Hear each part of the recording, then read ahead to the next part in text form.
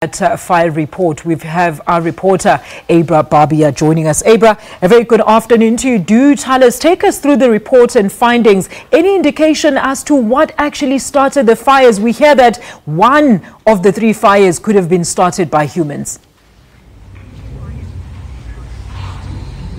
Alicia, good afternoon. I myself would like to be able to take you through it and explain to you exactly what happened. The problem is that report was just so technical, and I realized today how scientific it is to actually figure out what started a fire. So rather than me stand here and try to decipher what was told to or what was said to us today, I'm going to ask the Knysna Fire Chief, Quinton Manuel, to give us in layman's terms, hopefully, a breakdown of exactly what happened. And yes, you are correct. It does seem that it was started by a human being. At this stage, we cannot say whether it was deliberate or whether it was done in error. The matter is being handed over to the police for further investigation. But to take us through the actual dynamics and the logistics of what happened, Fire Chief Manuel, thank you so much for speaking to us today. Thanks, Sir, thank you for that presentation.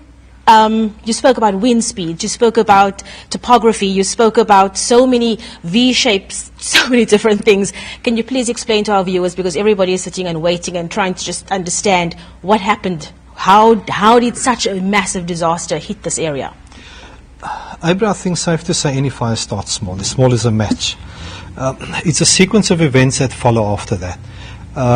What I found with this fire, that this fire was definitely started small, and then with the wind that came out, and you're correct when you say we cannot at this stage determine whether it was set deliberate.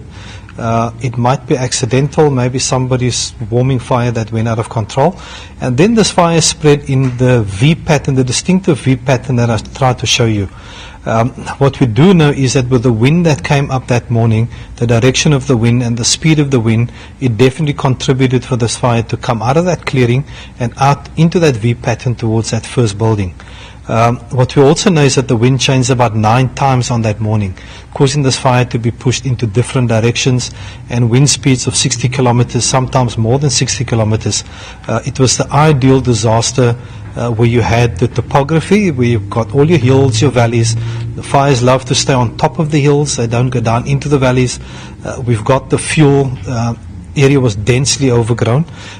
We had the temperature that goes with it, because before that we had drying out for about 3 days with that berg wind.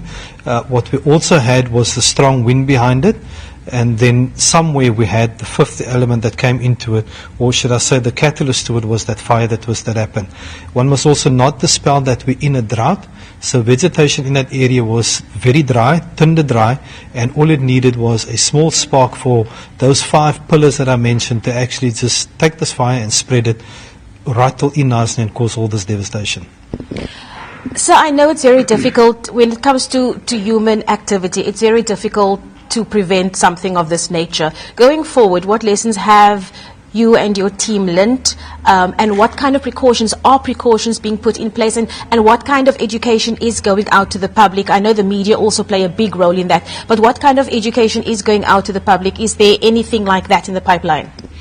Abra, in consultation with the Southern Cape FPA, the Fire Protection Association, especially on our urban areas where a whole lot of members, if you own pockets of land, we suggest or we advise that the person must belong to the Southern Cape Fire Protection Association. What is important to note from their perspective is that when we have high fire rating indexes, it will tell you do not make fires, extinguish your fires. That information gets shared with landowners who are members of the Southern Cape FPA, or in fact any FPA. It is our aim to make sure that landowners become aware of their responsibilities on their land, but that they also join the Fire Protection Association in the area. If one joins the Fire Protection Association, then one's got access to those kind of things. And I think landowners also need to take cognizance that they've got responsibilities to create, for instance, fire breaks. I'm not saying fire breaks would have stopped this fire, because this fire was unprecedented with the wind behind it, but it might have slowed it. It might have given us an opportunity to take a stand against this fire with having some access in the different areas. Education is very important, I do agree with you. And here I want to say landowners, work together with your Fire Protection Association, work together with your local fire department, establish fire management units in your area that can be a first unit to actually respond to small fires. Thank you so much for your time. Alicia, there you have it. Knysna Fire Chief Quinton Manuel explaining to us exactly what happened.